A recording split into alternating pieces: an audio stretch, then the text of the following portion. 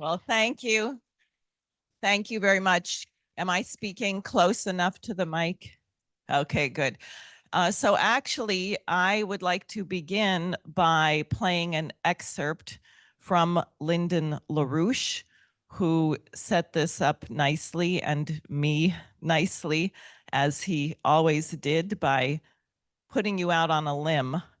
And we're going to hear from him a few minutes about the question of leadership. Well, the first thing you have to do, which is my special principle, you start from the future and work backwards. That's the only way to do anything competently. And the problem is people will say, well, try to work their way from today to the future. That's a mistake. You have to work backwards from the future. Now, of course, that's been my practice in business matters and relevant matters since the 1950s, when I was first in the forecasting business. And it worked then, and it still works. The principle always works. Human beings, unlike animals, start from the future. Now, I admit an egg does tend to grow. It does tend to hatch. But the point is, it also happens in the future. The hatching comes in the future. So the point is, you have to start from the future. You have to come up with an estimate of what is possible. You have to foresee the catastrophes which are awaiting you, and so forth and so on. So you have to start from the future. And generally that means you've got to think at least a decade or 2 decades ahead. That's what it takes to get any major change in technology through in any nation. So therefore you start from the future. Now this is a peculiarity of the human mind which does not exist in the animal mind. The animal mind can only work on the basis of working from the present to the future. The human mind, when it's functioning, works from the future to begin with the present. And that's the difference. So it's a way of thinking that's important, because there's a way of thinking of the animal, which is what most people do when they talk about forecasting. They will project from the present into the future, but from the present. They will determine what they can do from the present. The scientist, who's competent, works from what he can do from the future to the present. And the difference between the two for a human being is credit. In other words, what happened? Kennedy started a space program. How does the space program work? How does it continue to work? The space program operates only on the basis of proceeding from the future goal to the present achievement. You get to Mars, or you get to the moon first. Now, we didn't finish that job, but the intention was to finish it. And the intention has been that the way you can live on the moon, under any condition, you're going to go underground. You're going to be an underground movement on the moon, because all this garbage keeps coming down on the surface of the moon, and it's not a good place to play. So you have to take these tunnels that you can get in the moon, and you put your apparatus in your system inside these tunnels, and hope that you've got them down deep enough so that you're going to resist any of the kinds of things you expect might hit on the surface. So you will plan, first of all, to build a myriad on the moon in tunnels. And there you will begin to build up largely with some human participation, because it's sort of a short hop to the moon if you've got good systems. But the point is, you're going to have to build up a complete apparatus in the tunnels of the moon.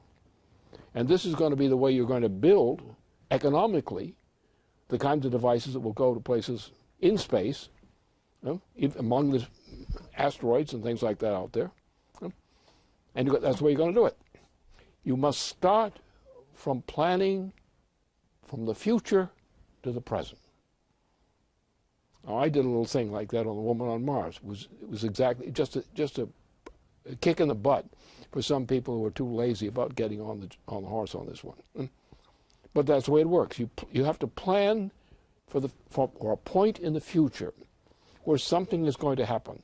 You will then work your way backward from the future to see if you can do every step on the way to that point. And so therefore what we want to get young people out of the dumps, out of the drug yards and similar places, and get them into technological training and university training of good quality. A good quality means it starts from the future. You take the most advanced conceptions in physical science, or an approach to physical science. You take the most advantageous standpoint. You define that, cross-check it, think about it. Now you figure out how you can work your way back to reaching the point that you want to get to from where you are today. And that's the only way this will work. That's the way I work. It's the way I forecast. Any human being can forecast effectively if they go through the kind of training and concessions to what they should know that's required. If you're starting from today to build your way to a future, you're going to find yourself sliding backwards more than going forward. So what we need to get people who have competence and imagination to match, who will pick points in the future which are achievable. And first of all, you start with things that you can know will work. Something that will work 5 years from now, or over a period of 5 years, or over 10 years, or something like that. And you take that, but I would say we have to take 2 generations, 50 years. And the general perspective should be programs which are based on a 50-year perspective, with increments in between. And you won't finish it up that way, but you will start doing it that way because you will have given yourself a task, and your experience in trying to accomplish that task, even in the planning phase, will build up your competence, and you probably get pretty close to what you thought you could do.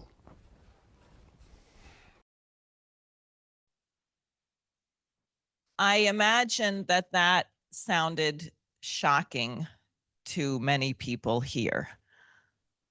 Why would this person running for Senate have Lyndon LaRouche talking about building a manned colony on Mars? And LaRouche said at a conference some years ago, he said, the fact that people find this odd, that people attacked me as crazy for saying we're going to Mars, shows how much less moral the population is than when Kennedy was president and announced the crazy plan to land a man safely on the moon and bring him safely back to Earth. Why does this sound odd today? And it didn't sound odd to Americans in 1961. And I think we have to consider that, and because I have to dispense with a few things that are occurring, which we can do our own kind of forecasting in both directions and see whether LaRouche is right about this. So what are we looking at today? We are looking at a situation where, thanks to the identity of the United States being lost in such a way as I just said, thanks to us having a culture which in no way reflects the intentions of our founders, the world is on a precipice. We are just one mistake away from thermonuclear annihilation. The American people are being forced, like in a satanic cult, to be complicit in the crime of genocide being carried out right now in Gaza, and made to feel helpless because our elected or selected officials do not respond. Is there anybody in the world who doesn't know that a phone call from Joe Biden to Bibi Netanyahu could stop the slaughter in about 5 minutes? But that is not happening. So then what? How do you get out of this?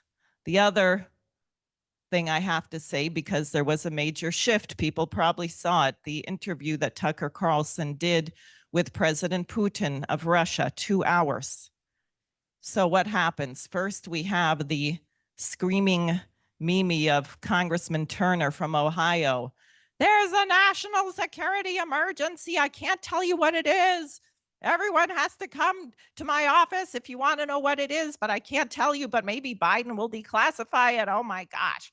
So then we hear that the Russians are supposedly going to put nuclear weapons up in space. Now, do you think our Space Force, remember the Space Force, wasn't already planning this? And then that didn't scare people enough. That didn't do it. So then what happens? Oh, Alexei Navalny suddenly just dropped dead in prison.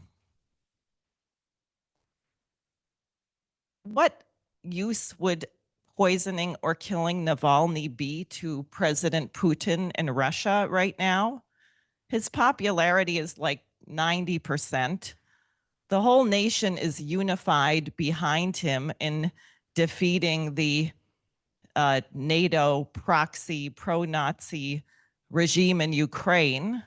He just did a 2-hour interview with Tucker Carlson. You think that he would want to undermine all of that by bumping off a so-called opposition leader who, by the way, is a horrible racist himself, which no one here ever talks about. And it was so conveniently timed because Navalny's wife was at the Munich Security Conference. So she got to get up and give a speech blaming Putin. They don't even know the cause of death. There hasn't even been an investigation. And then the United States is completely enraged that the Chinese dared to say that this was an internal Russian affair, that there had been no investigation, and therefore they are not commenting. How dare those Chinese respect the sovereignty of some other nation? So we are being bombarded. And I wanted to read you something, given that it's President's Day, and we have to think about these things. This is a letter from Alexander Hamilton. People may know it. He didn't admit to it at the time, but the farmer refuted, from February of 1775. And I thought of this. He writes, "The experience of past ages may inform us that when the circumstances of a people render them distressed, their rulers generally recur to severe, cruel, and oppressive measures." Does that sound familiar? "Instead of endeavoring to establish their authority in the affection of their subjects, they think they have no security but in their fear. They do not aim at gaining their fidelity and obedience by making them flourishing, prosperous, and happy, but by rendering them abject and dispirited. They think it necessary to intimidate and awe them, to make every accession to their own power, and to impair the peoples as much as possible." Does that sound to anyone like the United States today? Hamilton warned us about this in 1775.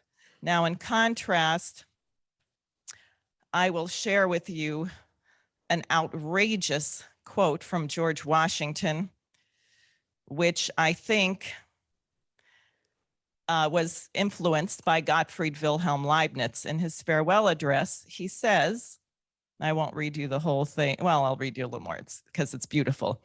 He says, observe good faith. This is on foreign relations. Observe good faith and justice toward all nations.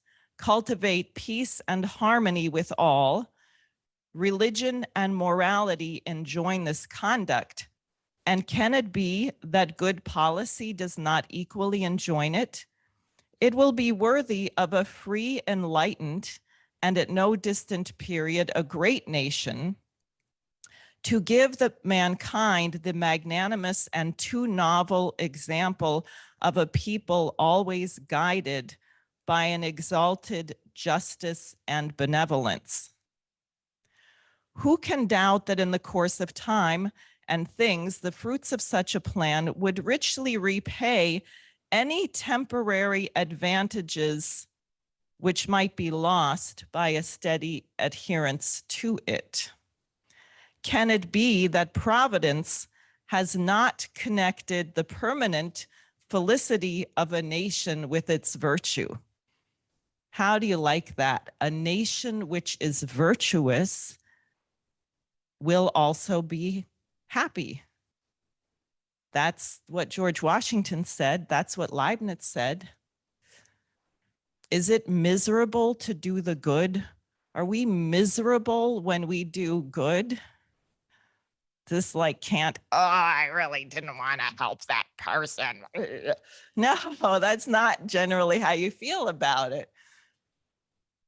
It is natural for human beings to delight in doing the good. So how the heck did we get in the situation where we are? And how do we get out of it? And now we're going to go back to what LaRouche said, because if you say this, I want to get out of here, I want to get out of here, what's the first question that someone asks? Exactly. Where do you want to go? So what are we're stuck because we've been robbed of our culture. So we have millions of people demonstrating in the streets against genocide, which is, we should be, but for what? For where?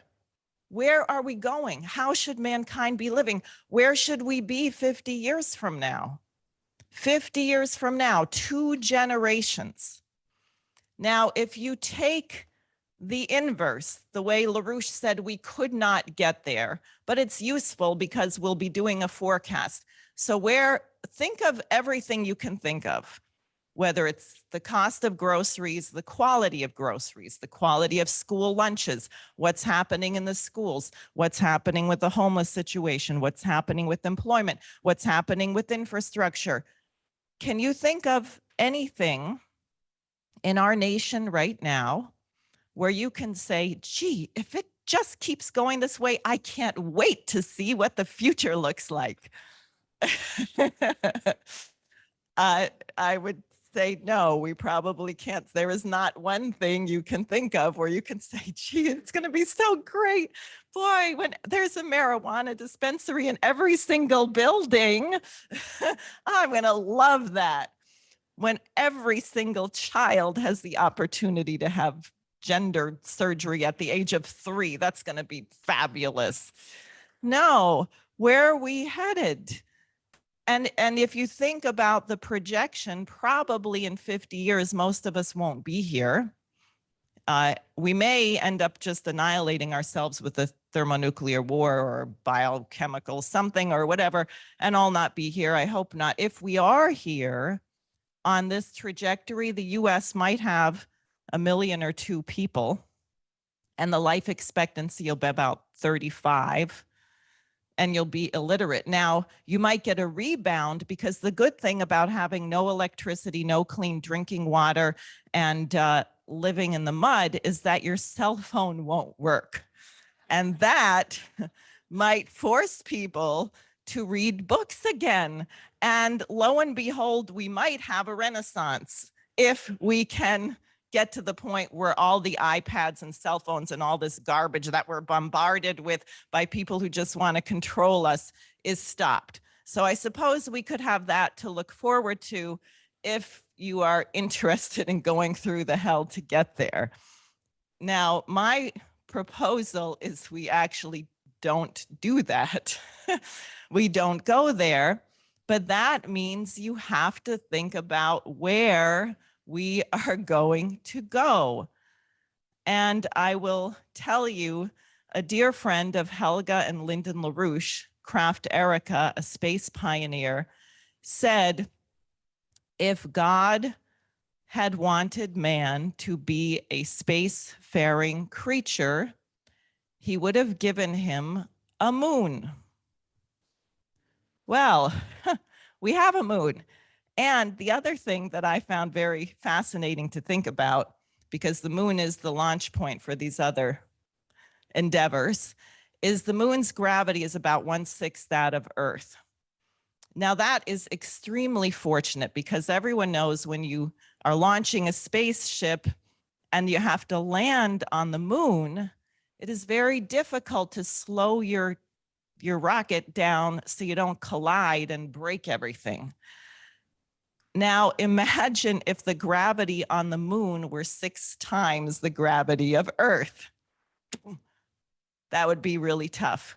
We probably wouldn't have been able to figure out how to land there. So not only did God give us a moon, but he gave us a moon with so much less gravity than we have here on Earth that we can manage to figure out how to safely land there. Now, what is required in going to the moon? You hear people, why are we going to go to the moon? We have so many problems on Earth. We have to poverty, blah, blah, blah. All right, well, is there a bank on the moon? When we go to the moon, we spend all this money, we're spending it on the moon? No.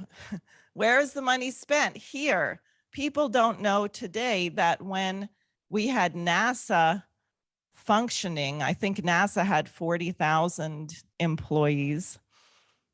The private sector had 400,000 employees producing the things that they needed to get to the moon. And in the course of producing those things that they were trying to figure out, because what did they do? They had a goal. The goal was, we're going to get to the moon. And then they had to figure out, how do we get from here to the moon? How do we get out of Earth orbit? Do we have materials? Are we going to develop new kinds of ceramics? And lo and behold, all these things started coming out of the space program. Teflon, Velcro, computers, different kinds of treating milk, microwaves, all kinds of things that we take for granted today. And that massively raised the standard of living of the American population. LaRouche said that if we had a 40-year plan to colonize Mars, within about a decade, the purchasing power of the average American household would increase by an order of magnitude. So instead of having the experience that every time you go to the grocery store, your $100 gets you a smaller and smaller little bag of groceries, you would discover that you did not have to spend 6 weeks' income to pay your rent or your mortgage plus property taxes. And then by the time the next month comes around, you're already in debt from the previous month, which is what people are experiencing. And I would say is part of why people in part find themselves incapable of thinking and why the government has to resort to these vicious tactics, because everybody's already under it. Everybody's already stressed out. Everybody's wondering how they're going to survive. Oh, but they raised the interest rates. That helped, right? Didn't that help? You like paying 29% interest on your credit card? How about trying to get a house? They're already completely out of control. And then the interest rate on a mortgage or it's crazy. So we are being looted and looted and looted and looted. Everyone here in New York, they're going to put the cameras in and start charging $15 extra if you want to go south of 59th Street, the congestion pricing. And that's going to really help everything.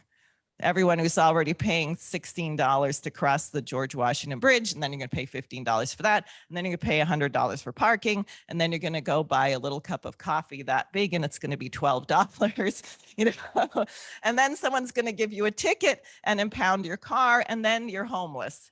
I mean, that's basically the situation. So it's a little rough, and you have to ask yourself, the question I think we all should be asking is, why did we put up with this? Why did we allow it to get to this point?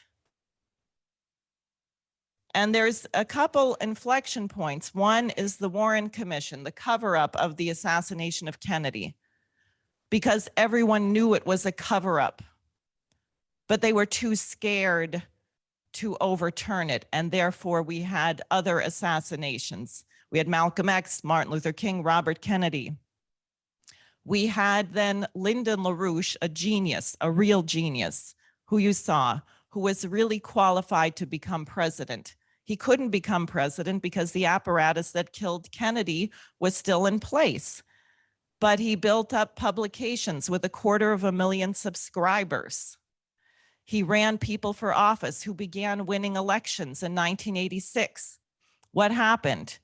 US Marshals, FBI agents, armored vehicles, helicopters, 400 people surrounded LaRouche's home in 1986 with the intent to assassinate him, as we found out later through Freedom of Information.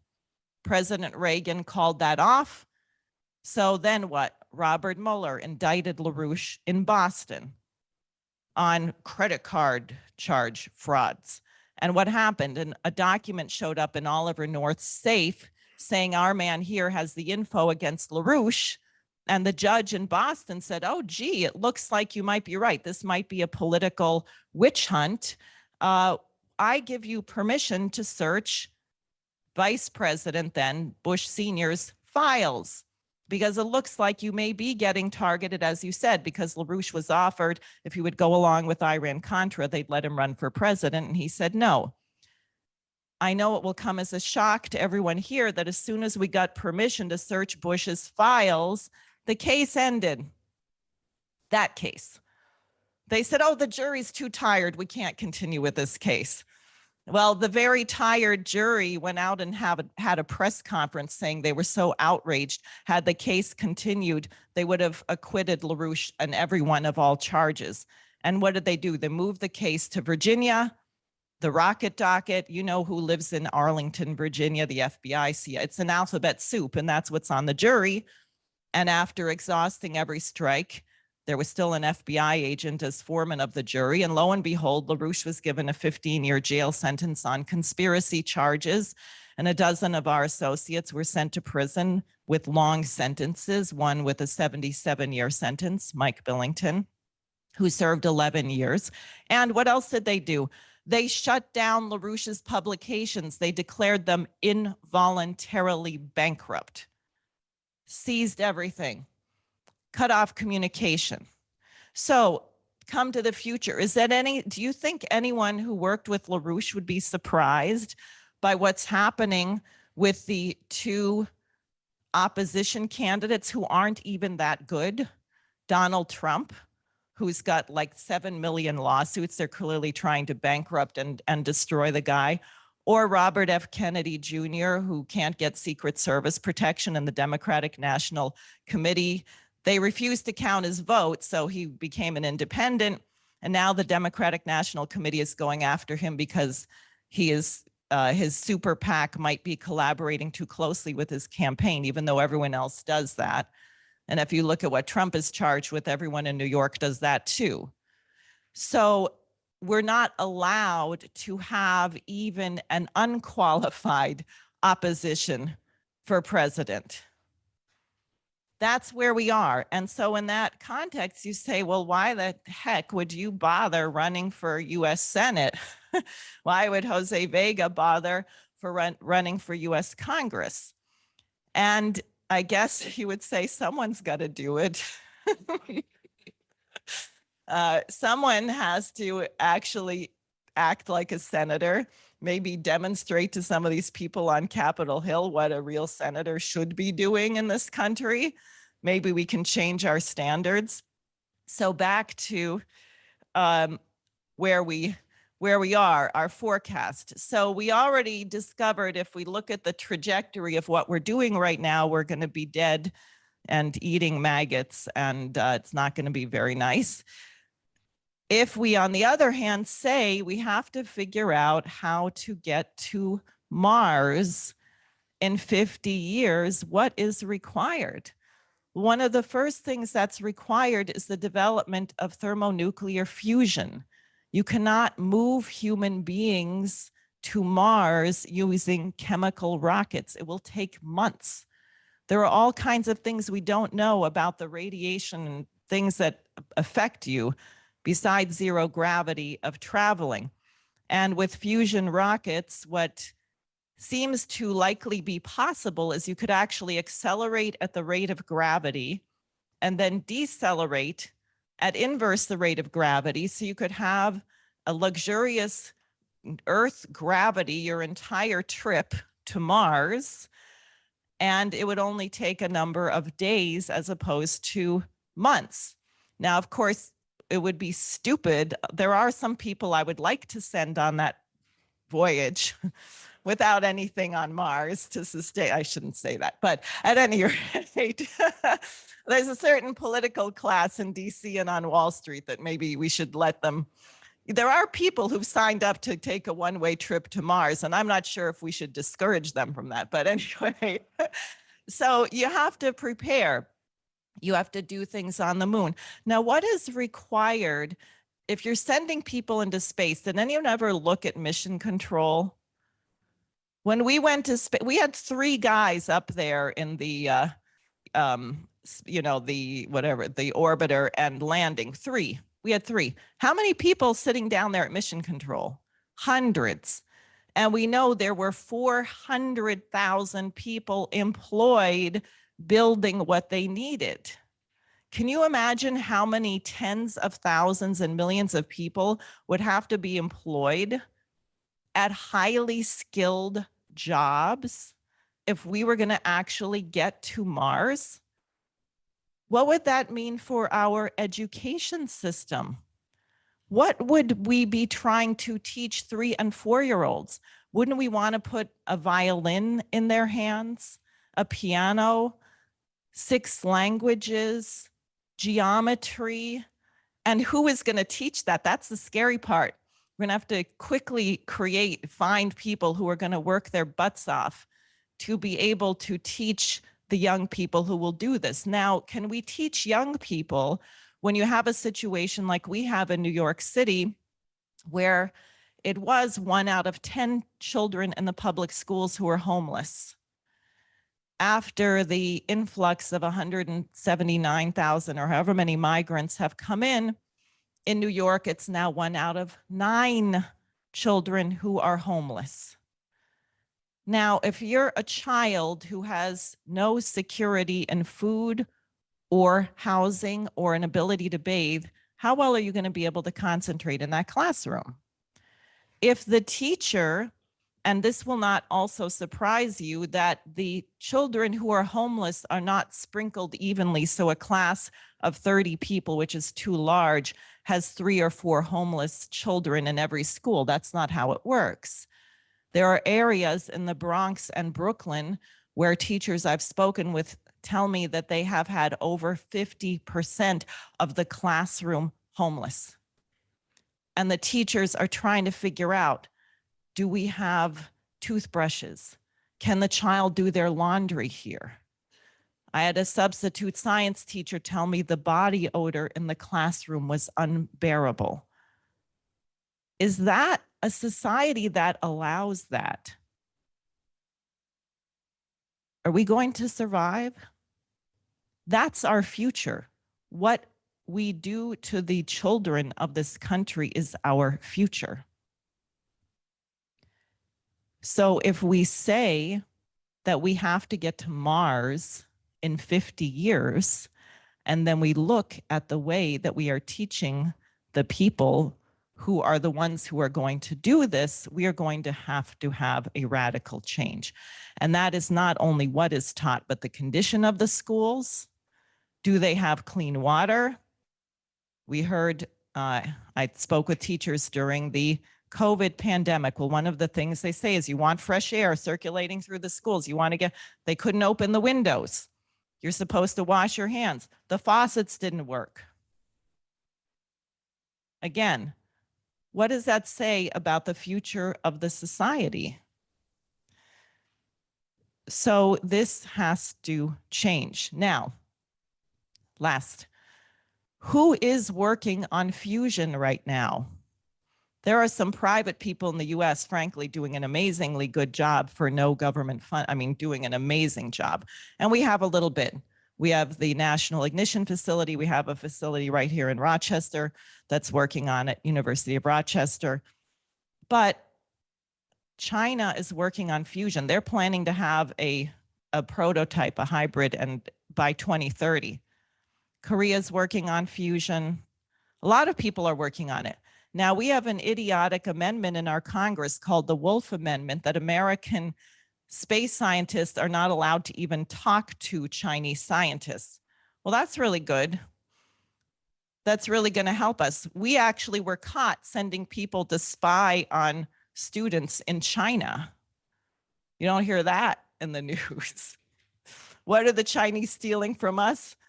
Well, I don't know. Learning how to be impoverished, how to destroy your infrastructure? I don't think so. So if we are going to actually get mankind to Mars, then we are going to have to work peacefully with other nations. What role are the children of Gaza going to play in our space mission? Well, we're going to have a huge reconstruction plan for that whole region. We're going to have a Palestinian state. A two-state solution right now seems to be the most appropriate. That's the last international law, is the 67 borders. And what is that going to look like? And who's going to design the cities, the beautiful new cities that we are going to see in Israel and Palestine? And what will be the dynamic of the relations among these people?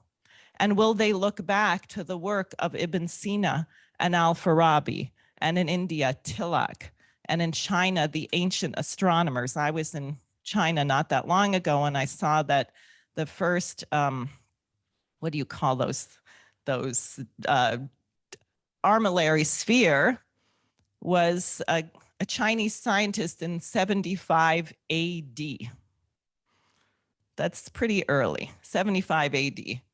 And he had invented an armillary sphere. So if we're actually going to move mankind in this direction, we are going to have to talk to each other. We're going to have to take all these companies that are producing missiles and poison gases. And by the way, because it is unnatural for human beings to be cruel and destructive, the morale is low, and the things we produce are junk. You have heard our great F-35 fighter jet, I think that's the one, 29 of them have crashed. It's great. So because we're doing things that are stupid, who grows up and says, gee, when I grow up, I really want to produce missiles that kill lots of people? Nobody says that. The people working at these places would be thrilled to do things to transform the educational system of every single child on the planet. They would be thrilled to say, we're going to green the deserts. We're not going to have floods and droughts anymore. We're not going to have California washed off a cliff every time it rains. We're not going to have subways turning into waterfalls every time it rains here in New York. We're not going to have lack of food because we don't know how to. We're going to solve all these problems. And people would love to do that. So we are in a war. This event that myself and Jose are addressing is, and we're asking you to join, is a declaration of war, that we have to crush the financial interests that have done this to us and our nation.